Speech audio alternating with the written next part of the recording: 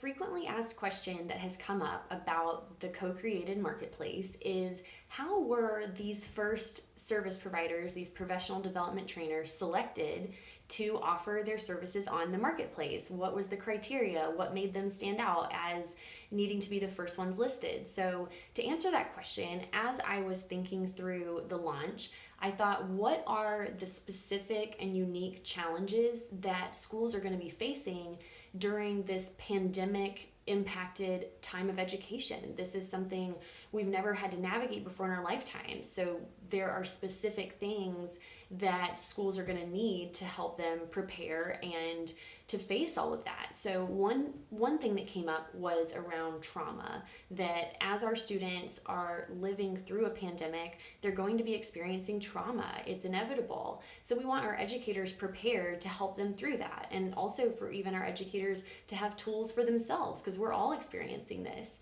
So I reached out to the Center for Safe and Resilient Schools, who offer specialized services in trauma-informed practice, and they said yes. They said they'd be happy to connect with more schools and make sure schools have access to the kind of trainings that they offer, which are so needed right now. The other piece I thought about, of course, was the remote and blended learning aspect, and how teachers are using so much education technology, and we want them to feel set up for success and knowledgeable about the tools they're using and capable of reaching students in this virtual way. So some of the providers that came to mind were Ignite EdTech. So they are a global company that offer tailored training specific to how do you teach in a virtual environment. And additionally, my friend Heather, she is local here in Atlanta and runs Cross and Dot, which is her company.